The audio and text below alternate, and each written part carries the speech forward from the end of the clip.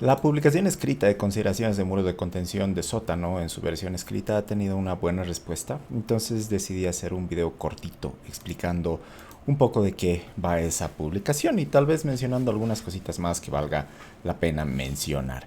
Entonces, de lo que vamos a hablar acá, así bien rapidito, es de qué hay que tomar en cuenta para el cálculo de estos muros de contención. No voy a hacer el cálculo como tal, ni voy a entrar mucho a fórmulas para no extenderme en el video. Y además que eso lo voy a hacer más adelante, incluso junto con un ejemplo.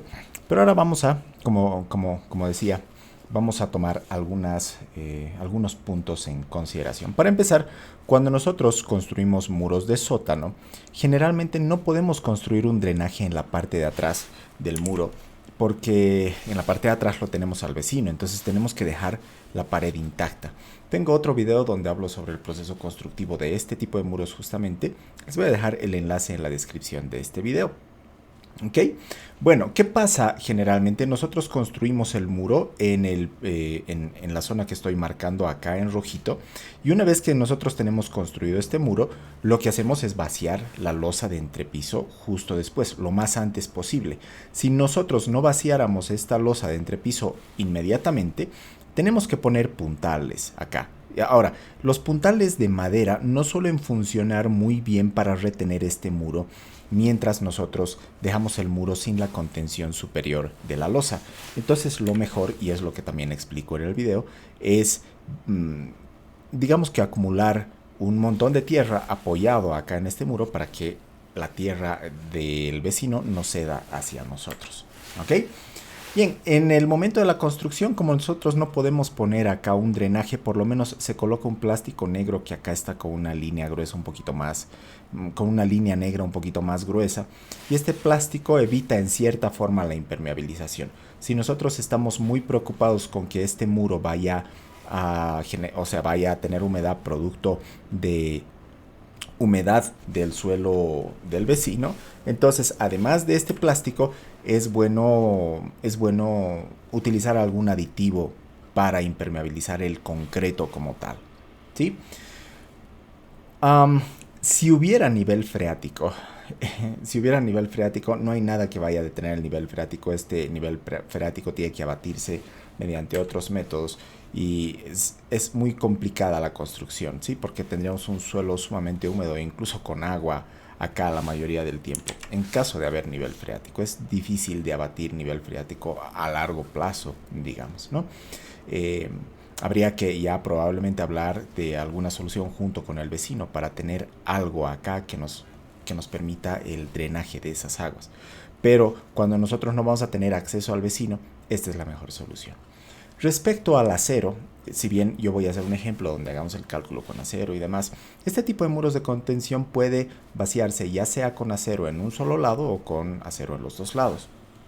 Se supone que si lo que vamos a tener aquí es una losa de entrepiso de una sola planta, digamos del retiro del edificio, esta carga de la losa no es grande, es tan pequeña respecto a la resistencia axial que nosotros vamos a tener del muro, que no es necesaria la colocación de doble armadura, especialmente si nuestro muro va a ser de menos de 30 centímetros de espesor, que generalmente es la situación de la mayoría de los casos.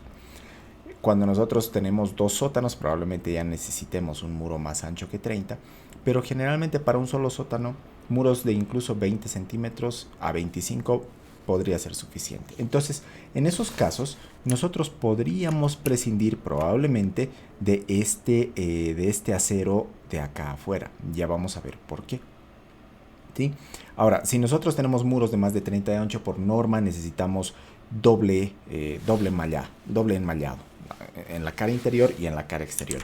Y en caso de que se ponga doble malla, vamos a acercarnos aquí un momentito. En caso de que se ponga doble malla, nosotros necesitamos tener aquí un recubrimiento. Esta cotita chiquitita que la vemos acá tiene que ser por lo menos de 7 centímetros, porque esa cara del concreto ya está en contacto con la tierra. Toda cara de concreto en contacto con la tierra tiene que tener ese recubrimiento. ¿Ok? Bien. ¿Qué consideraciones más? Generalmente cuando se hace el vaciado de este tipo de muros, hay algunos autores que recomiendan que el contrapiso que se coloca acá, o la carpeta de sótano, el contrapiso, bueno, por un lado tiene que tener una mallita, ¿no? Antes de construir, antes de vaciar el contrapiso, nosotros hacemos un tendido de piedra manzana muchas veces para nivelar la superficie y para poder trabajar sobre una superficie limpia. Y sobre esta piedra manzana se hace un armado de una mallita que nos permita, que nos evita la fisuración del contrapiso. Y esta mallita generalmente tiene 30 centímetros en ambas direcciones de acero de un cuarto, ¿sí? Un cuarto de pulgada o de 6 milímetros. Cualquiera de los dos es lo mismo. Entonces nosotros construimos una mallita y sobre esta mallita nosotros vaciamos un contrapiso que más o menos va a tener unos 5 a 7 centímetros. 7 centímetros y con eso suele ser suficiente. Ahora, algo que recomiendan muchos autores es que el contrapiso no llegue al tope con el muro, pero estas ya son sutilezas, especialmente en zonas de gradiente térmico muy alto, porque si este contrapiso llega a dilatarse producto de los cambios de temperatura, entonces va a sufrir mucho con el tiempo y en un corto tiempo esto podría fisurarse, ¿no? Podría dañar el contrapiso mismo. Entonces muchos autores recomiendan que acá nosotros pongamos una pequeña juntita, cosa de que el contrapiso no llegue directamente al muro y esto permita la expansión y contracción libre del muro. Pero nunca he visto hacer esto, francamente. O sea, todos vaciamos el contrapiso hasta el muro y nos olvidamos del tema. ¿Qué más? Bueno, ciertas otras consideraciones las vamos a ver más adelante. Siempre que nosotros hagamos un análisis de estos muros de contención, tenemos que tomar en cuenta tanto los empujes activos, los empujes del suelo, los empujes que producen la falla del muro, como los esfuerzos resistentes.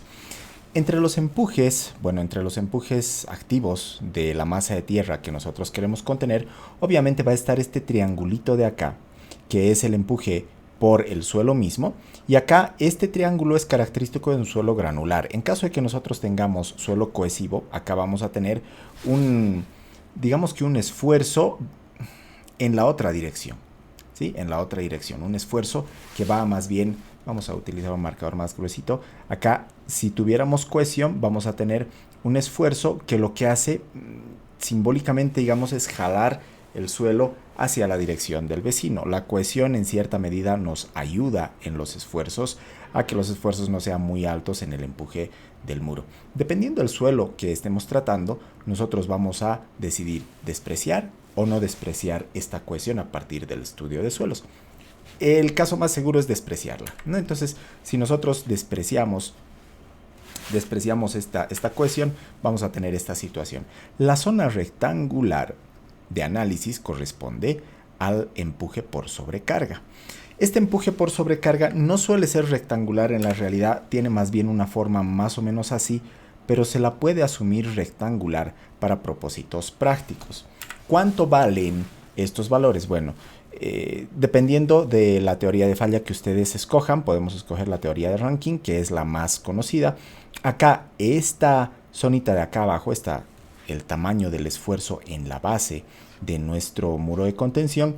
Va a ser igual a ¿qué? Va a ser igual a la altura H1 multiplicado por el peso específico y por el coeficiente de empuje activo, K sub A. ¿Okay? Ahora, aquí hay otra consideración a tomar en cuenta. Muchos autores indican que en vez de K sub A, nosotros deberíamos tomar el empuje en reposo. ¿Por qué? Porque K sub A es un empuje activo que se considera cuando el muro ya ha cedido ciertos milímetros hacia nosotros, ¿no? Entonces ahí nosotros tomamos el coeficiente activo. Pero si nosotros tenemos el cuidado de que la tierra no ceda nada al momento de hacer la excavación y de vaciar nuestro muro, y inmediatamente nosotros colocamos nuestra losa, vaciamos nuestra losa acá encima en poco tiempo, nosotros tendríamos que considerar el factor de empuje en reposo K sub 0.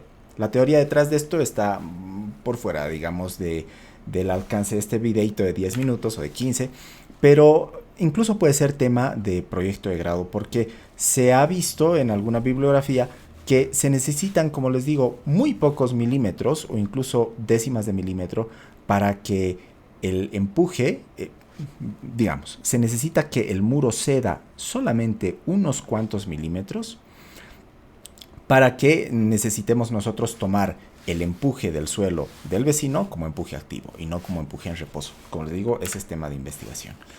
Ahora, ¿cuánto vale K sub A?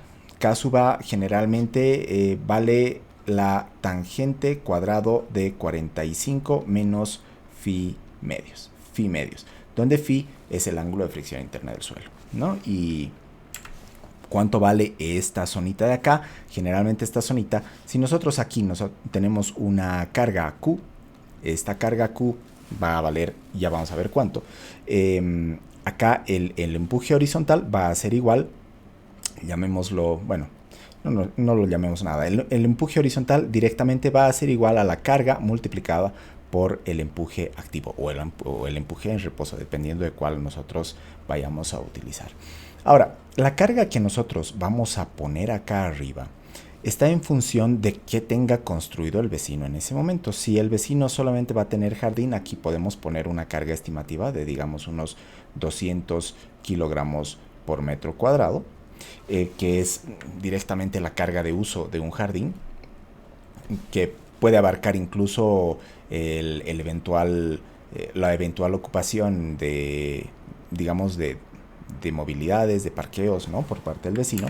Pero si es que el vecino tuviera una construcción, entonces ahí hay que estimar la carga que va a venir desde la construcción de todos los pisos que nosotros tengamos del vecino. Y ahí los esfuerzos ya se hacen bastante más grandecitos. ¿Ok? Bien. Entre los esfuerzos resistentes de nuestro muro de contención vamos a tener un empuje pasivo. Este empuje pasivo, igual, va a estar en función de la profundidad H2. Va a ser igual el empuje pasivo, este empuje de acá, la zona triangular del empuje pasivo correspondiente a la parte de fricción del suelo, va a ser igual a el coeficiente de empuje pasivo multiplicado por H2 y multiplicado por el peso específico del suelo. Igual, si nosotros tenemos una cohesión muy baja dependiendo del tipo de suelo, esta parte rectangular de nuestra resistencia podríamos despreciarla o no. Ahora, algo que hay que tomar en cuenta es que nosotros acá vamos a tener una carga producto de la losa que estamos construyendo encima. Esta carga favorece a la resistencia al deslizamiento de nuestro muro acá abajo. Producto de esta carga que tenemos acá encima, aquí abajo vamos a generar fricción. Y esta fricción va a estar en función justamente en la carga. Va a estar en función a la carga que nosotros tengamos acá arriba. En general, la carga que tenemos que considerar para la fricción va a estar en función, obviamente, a la cantidad de pisos que nosotros vayamos a colocar arriba. En muchos casos solamente vamos a tener una losa de retiro, como vamos a ver en la imagen siguiente. Y la carga que habría que considerar sería solamente la carga muerta. La carga viva que nosotros consideremos, generalmente no hay que tomarla en cuenta porque puede ser carga viva que no vaya a estar activa en todo momento. Y tenemos que nosotros irnos al caso más desfavorable. Otras consideraciones en este gráfico, creo que no hay otras. El contrapiso que ustedes coloquen, con todas las consideraciones que hemos mencionado antes, incluso con la junta de dilatación que se tiene que poner acá, por lo general no aporta resistencia en la contención del muro. Entonces, por lo menos yo no la tomo en cuenta. Ahora, nosotros tenemos empuje activo, que lo tenían ustedes graficado acá, y empuje pasivo. Ahora, el sistema que se forma acá, y eso lo voy a escribir con más detalle en un video más adelante, pero el sistema que se forma acá es de una zona de empuje hacia la izquierda y otra zona de resistencia hacia la derecha. Se supone que estas dos tienen que estar en equilibrio. ¿Cómo se modela esto matemáticamente? Vamos a tener más o menos una viga así, vertical. Esta viga va a estar cargada desde el lado izquierdo hacia desde el lado derecho hacia la izquierda, mejor dicho, con esta carga. Y vamos a tener otra carga de resistencia, algo así. Se supone que estas dos cargas tienen que estar en equilibrio bajo un sistema de pivote acá. Ya sea que esto lo modelen como un apoyo fijo o ya sea que lo modelen como un empotramiento. La viga es esta, ¿ok? Vamos a nosotros redibujar la viga así gruesita. Ahí está la viga, que es en realidad el muro. Y lo que nosotros tenemos que imaginar es que este muro está empotrado acá arriba, pero que la resultante del momento en el empotramiento tiene que ser 0. Porque este empotramiento de acá, que lo estamos modelando de manera simbólica en nuestro modelo matemático a la derecha, en realidad no es un empotramiento, es solamente una unión entre losa y muro, y la losa nos va a aportar muy poca resistencia al momento aquí al muro. Entonces, para que nosotros diseñemos un buen muro, nosotros tenemos que asumir que este momento es igual a 0. ¿Y cómo vamos a lograr que ese momento sea igual a 0? Graduando esta altura h2. Nosotros tenemos que por tanteos ir graduando esta altura h2 hasta que logremos el equilibrio de tal manera que el momento se haga 0. Si el h2 es muy chiquitito o incluso h2 es igual a 0, estaríamos nosotros aquí en una situación más o menos así. Y si se dan cuenta, en esta situación, obviamente los esfuerzos son a este lado. En esta situación nosotros nunca vamos a lograr el momento igual a 0, ¿no? Porque todos los esfuerzos activos de empuje de la Tierra están trabajando en la dirección hacia la izquierda. Entonces, a medida que nosotros vamos ganando altura de profundidad, nosotros vamos empotrando nuestro muro hacia adentro, de tal manera que estos esfuerzos que van de izquierda a derecha nos generan una especie de apoyo abajo. Entonces hay una altura h2 para la cual este momento se hace 0, y es el punto donde nosotros detenemos nuestras iteraciones y decimos, ok, la profundidad del muro es h2. Esta altura generalmente está por los entre 0,80 a 1,20 en los casos más típicos, ¿sí? Dependiendo también de la fuerza de fricción que nosotros tengamos producto de la sobrecarga, pero generalmente estos son los valores que se obtienen para el apoyo H2 de nuestro muro hacia abajo. Obviamente tenemos que tomar también esta fuerza, ¿sí? Que le estaba olvidando aquí a la derecha. Entonces, todo esto resiste y todo esto empuja el muro hacia nosotros. Ahora, vámonos a la siguiente diapositiva. La fricción. ¿Cuánto tomamos de fricción? La fricción va a estar en función a la carga, que acá lo menciono nuevamente, es igual al peso propio más la sobrecarga, pero sin considerar la carga viva. Y aquí vamos a tener el peso que viene de arriba, incluso tomamos en cuenta el peso propio del muro, que sí va a estar siempre presente, y lo multiplicamos por tangente de K1 por phi. ¿Cuánto vale K1? Generalmente está entre 1/2 a 2/3. ¿Sí? O sea, la fricción interna, el ángulo de fricción interna entre el suelo y el muro, en función a la rugosidad, digamos, que tengamos acá abajo en la base, va a estar en función a 1/2 y 2/3 del ángulo de fricción interna del suelo. Si ustedes no están seguros, siempre váyanse al menor, 1/2. Y ahí tenemos ya todas las fuerzas definidas para poder aplicar nuestro equilibrio. Como les digo, en la publicación no he hablado todavía sobre el equilibrio, pero lo voy a mencionar en una siguiente publicación. ¿Qué hice? El peso propio de la losa más carga muerta de la carpeta de nivelación. Sí, o sea, nosotros vamos a tener como cargas que luego van a trabajar acá ayudando a la fricción. Vamos a tener el peso propio del muro. Vamos a tener, digamos que si trabajamos con áreas de influencia, vamos a tener la mitad de esta losa de retiro yéndose hacia el muro. Y la otra mitad obviamente se va a apoyar en la columna de la estructura. Esta losa generalmente tiene contrapiso más acá, entonces podemos nosotros considerar incluso esa carga como peso que luego nos va a ayudar en la fricción acá abajo. Ahora, algo que no he escrito en la publicación y que seguramente lo voy a completar en algún momento, es que fíjense, la carga, el descenso de carga del muro hacia la zapata, esta es una zapata corrida, es excéntrica a la zapata. Nosotros la reacción, en el mejor de los casos, vamos a tener, podemos asumir tal vez una distribución rectangular. No es lo más apropiado, pero podemos asumirla, una distribución rectangular de reacción del suelo hacia el muro, hacia arriba. Y si notan, si nosotros asumimos una distribución rectangular, vamos a tener nosotros cierta excentricidad. Esta excentricidad hay que tomarla en cuenta. Acá nosotros tenemos una excentricidad que multiplicada por la reacción obviamente nos va a dar un momento. Entonces, si nosotros dibujamos nuevamente el muro, lo estoy dibujando muy a la rápida, y este muro lo cortamos más o menos ahí, antes de la conexión con la zapata. Entonces acá nosotros vamos a tener un momento en el muro, y este momento, que es igual a E por R, va a tener que ser absorbido por un refuerzo que luego yo coloqué acá, ¿no? Y este refuerzo, ahí más o menos, y este refuerzo luego va a tener que envolver a nuestra zapatita. Entonces este acero va a tener que ir en la cara externa, si sería en la cara, digamos, de colindancia con el vecino. ¿Ok? Bien, ahí tenemos entonces todas esas consideraciones. Hay que tomar en cuenta que para nosotros poder apoyar la losa, o bueno, poder apoyar el muro en la losa en realidad, porque el muro lo que está haciendo es intentar empujar en esta dirección. Entonces, para nosotros poder retener el muro con la losa, necesitamos que nuestros nervios, los nervios o las viguetas, en caso de que nosotros vaciemos una losa de entrepiso alivianada, esta es una alivianada, tenemos que tomar en cuenta que las viguetas vayan en la dirección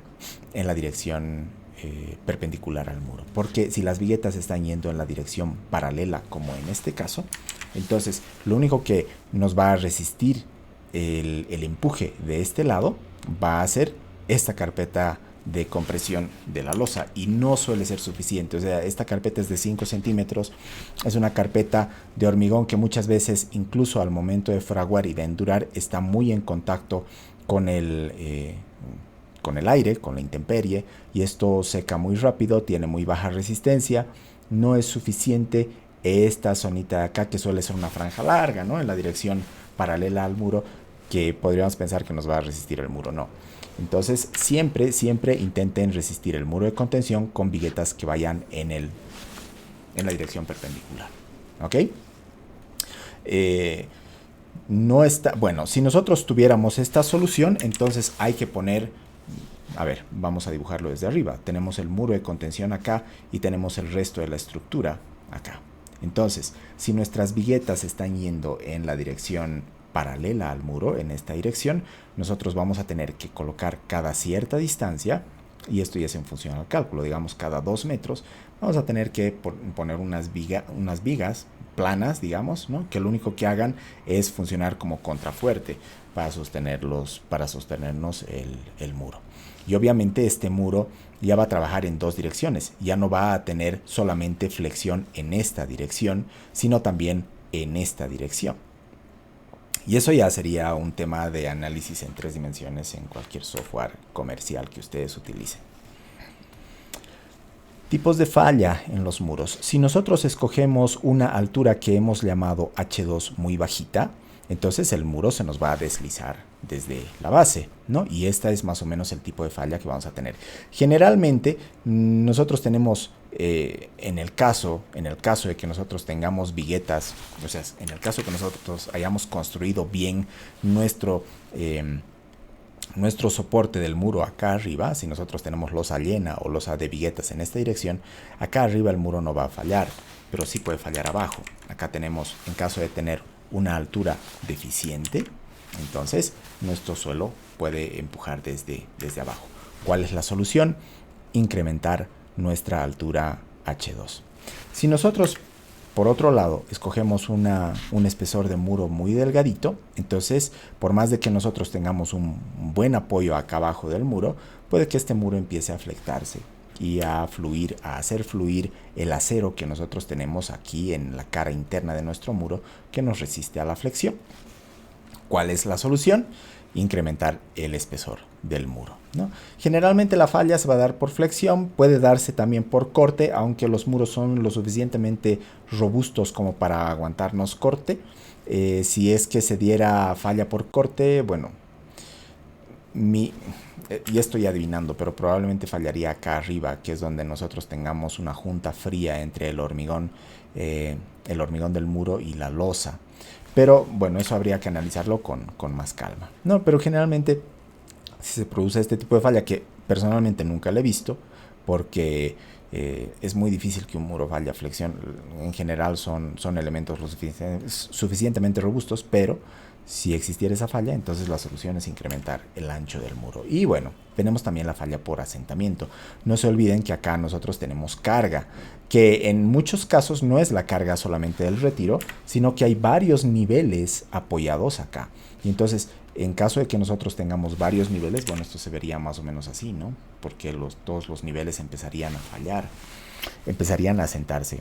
Eso puede darse por la deformación del suelo o por la capacidad última del suelo. O sea, la zapata puede fallar solamente por deformación, ya sea por asentamiento plástico de consolidación de la arcilla, o puede ser deformación simplemente elástica de un suelo granular, o puede darse por la falta de capacidad portante al suelo. En cualquiera de los casos nosotros vamos a tener una falla más o menos así.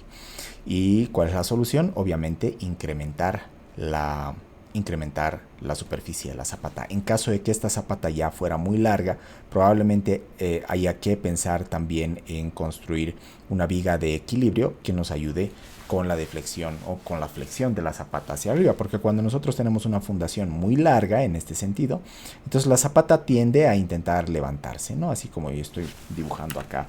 Bueno, este efecto ya lo hemos visto en varios videos. Esta zapata va a intentar levantarse así como si fuera un zapato pisando en barro, y para evitar esto nosotros tendríamos que ayudarnos con viguitas de equilibrio, pero esto es muy raro. En general, la solución de estos muros de contención soporta una losa o máximo 2 de carga, y en esos casos, bueno, las zapatitas acá de un ancho de 60 a 80 centímetros son más que suficientes.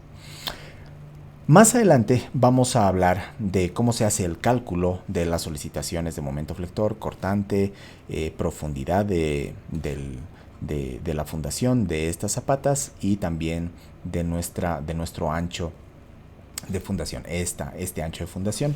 Y vamos a tener un ejemplito completo, probablemente publicado primero en escrito y luego en video. ¿Ok? Hasta ahí no tengo más que mostrarles. Como les digo, esto es lo mismo que he hablado en la publicación escrita. Tal vez he mencionado algunas cosas más acá, pero vale la pena tenerlo en los dos formatos. Gracias por su atención. Nos vemos en un siguiente video. Adiós.